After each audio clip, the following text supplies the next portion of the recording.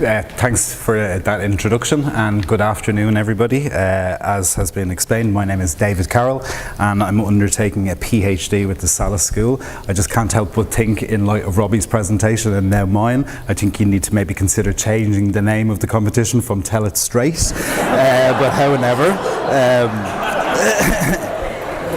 but I digress. So, I want to talk about pop music, and for me pop music is a passion. Pop music has the power to transcend culture, time, places, spaces, and I believe pop music even has the power to challenge some of the divisions that exist in our society.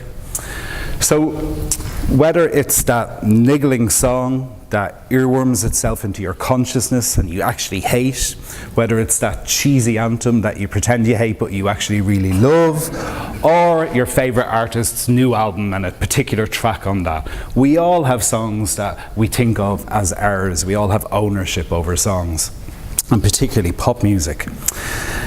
I think in particular the research that I've been looking at has shown me that pop music from our teenage years and our formative years tends to remain hugely significant to us for the rest of our life, and mainly this seems to be because it represents a series of firsts.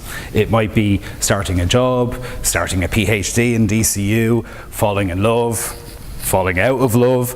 All of these things are often represented again by songs we think of as ours.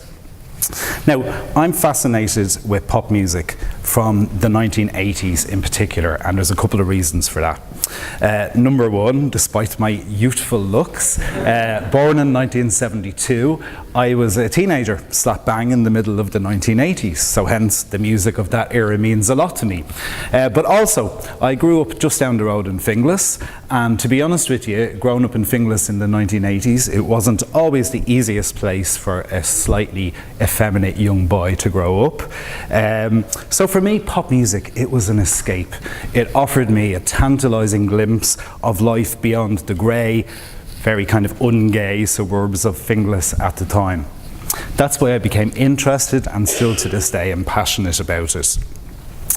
Pop music itself, it should be noted, was born extensively from Black American communities, and pop has continuously reinvented itself in order to survive, constantly appropriating and reappropriating Black, Latino and LGBT cultures.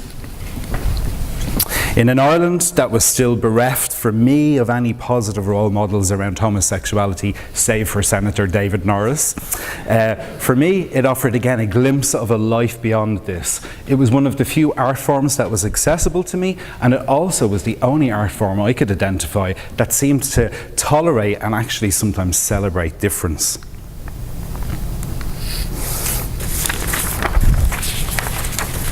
So, I should talk about my research. My research itself is going to challenge what I think is quite a snobby norm that exists. We tend to think of serious music as music played by artists from the realms of respected genres like rock, classical and jazz music. Often pop music is undervalued, as I mentioned at the start, and even some of the language we use. We hear phrases like disposable pop. We're constantly reinforced this idea that pop music is superficial, superfluous and doesn't actually really mean much. So again, I think I'm going to challenge this research, and I think there's a wealth of material available in order to be able to challenge this research. And I'm going to document and explore this decade, the 1980s, which I have come to believe is like no other decade in pop music's history before or since. So, from the so-called gender benders of Boy George, Pete Burns, Divine and Marilyn, to synth pop pioneers like Erasure, the Pet Shop Boys, Bronski Beat, the Communards, from rock gods like Freddie Mercury, to indie swoonsters like Morrissey and the Smiths, to teeny bop idols like Lamal from Kajagoogoo, Big Fun, to maverick women tearing up established normative gender roles like Grace Jones and Annie Lennox, to the continued success in the 80s of earlier rock icons like David Bowie, to the punk froth of the B-52s, to the country pop twang of K.D. Lang, and to the unadulterated smuttiness of Frankie Goes to Hollywood. There has never been a decade like the 1980s in terms of the prevalence and proliferation of queers in pop culture.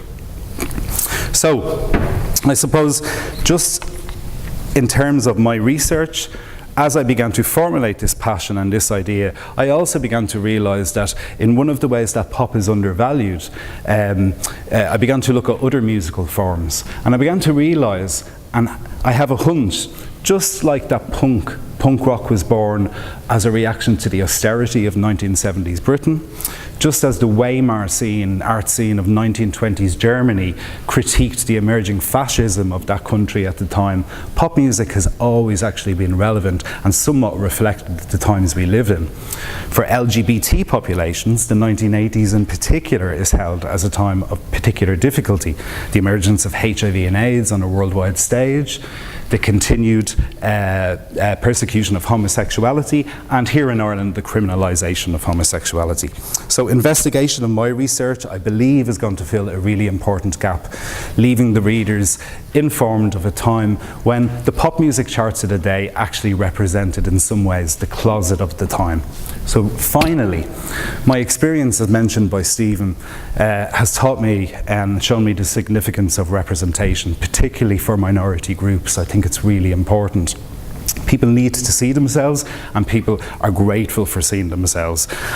My work with marginalised communities, though, has also shown me that representation is actually a building block for resilience, and I hope final evidence of why a robust investigation of pop music from the 1980s warrants attention, and I hope you agree. Thank you.